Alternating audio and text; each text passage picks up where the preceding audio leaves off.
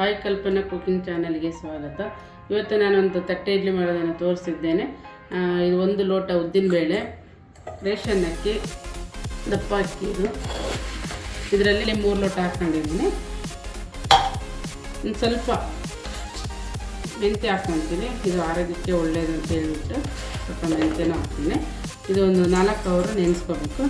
ನಾನು ನೈಟು ರುಬ್ಬಿಟ್ಕೊಂಡು ಬೆಳಗ್ಗೆ ಮತ್ತು ತಟ್ಟೆ ಇಡ್ಲಿ ಮಾಡೋದನ್ನು ತೋರಿಸ್ಕೊಡ್ತೀನಿ.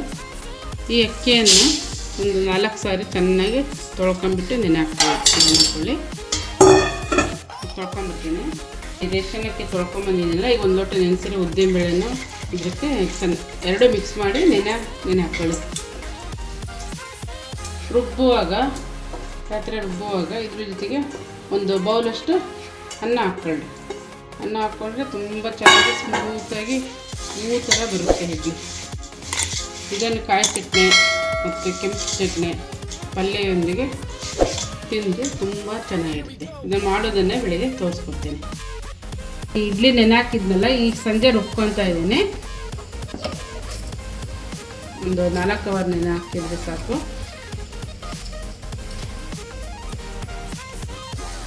ಸ್ವಲ್ಪ ನೀರು ಹಾಕ್ಕೊಳ್ಳಿ, ರುಬ್ಕೊಂಬರ್ತೀನಿ.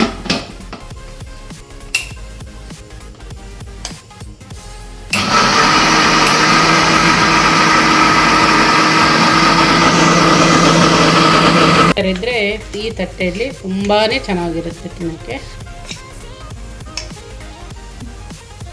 ಇವಾಗ ರುಬ್ಕೊಂಡಿದ್ದೀನಲ್ಲ, ಅದಕ್ಕೆ ಸ್ವಲ್ಪ ಮೃದುವಾಗಿ ಚೆನ್ನಾಗಿ ಬರಲಿ ಅಂತ ಹೇಳಿ ಒಂದು ಬೌಲು ರೈಸ್ ಹಾಕ್ತಾಯಿದ್ದೀನಿ.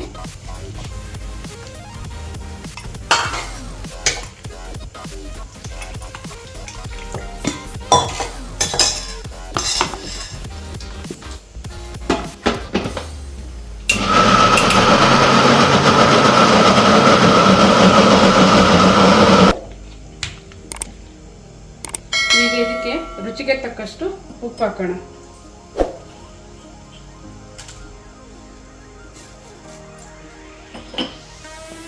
ಈ ರುಬ್ಕೊಂಬಂದಿರೋ ರೈಸನ್ನು ಹಾಕಿ ಚೆನ್ನಾಗಿ ಮಿಕ್ಸ್ ಮಾಡ್ಕೋಬೇಕು.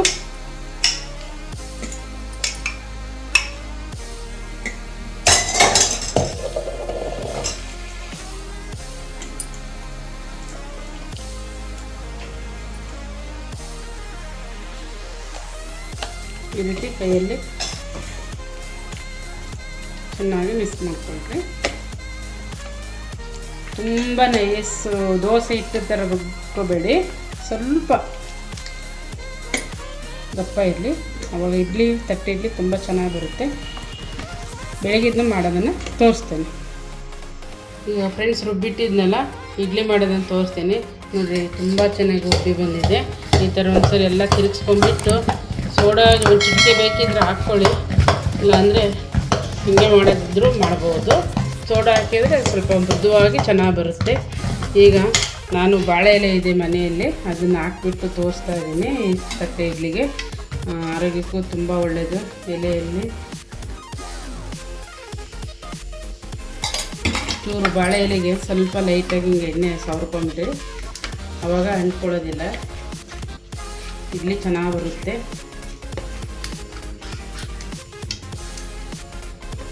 ಈಗ ಹಾಕಿ ತೋರಿಸ್ತೇನೆ. ಚೆನ್ನಾಗಿ ತಿರ್ಸ್ಕೊಳ್ರಿ. ತುಂಬ ಚೆನ್ನಾಗಿ ಉಬ್ಬಿ ಬಂದಿದೆ ನೋಡಿರಿ. ಇಟ್ಟು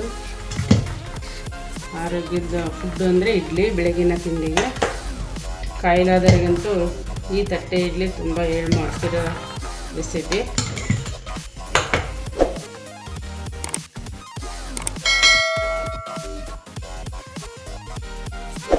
ಇಡ್ಲಿ ಸ್ಟ್ಯಾಂಡಿಗೆ ನೋಡ್ರಿ, ಒಂದೊಂದಾಗಿ 10 ನಿಮಿಷ ಬೇಯಿಸ್ಕೊಳ್ರಿ.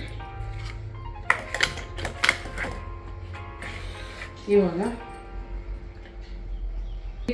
ಇರುತ್ತಲ್ಲ, ಅದನ್ನೇ ತಗೊಂಡ್ಬಿಟ್ಟು ಸ್ವಲ್ಪ ನೀರು ಹಾಕಿಟ್ಕೊಂಡಿದ್ದೀನಿ. ನೀವು ಇದಕ್ಕೆ ತಕ್ಕನಷ್ಟು ನೀರು ಹಾಕ್ಕೊಂಡ್ರೆ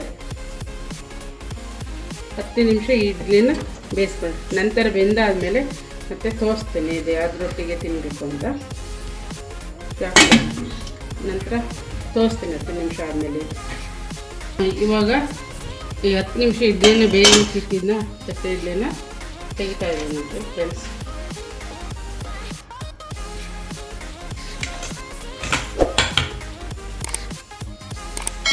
ಥರ ಬಾಳೆ ಎಲೆಲ್ಲ ಹಾಕ್ಕೊಂಡ್ಬಿಟ್ರೆ ತುಂಬ ಚೆನ್ನಾಗಿ ಬರುತ್ತೆ, ಸಾಫ್ಟ್ ಅಂದ್ಬಿಟ್ಟು ಫ್ರೆಂಡ್ಸ್.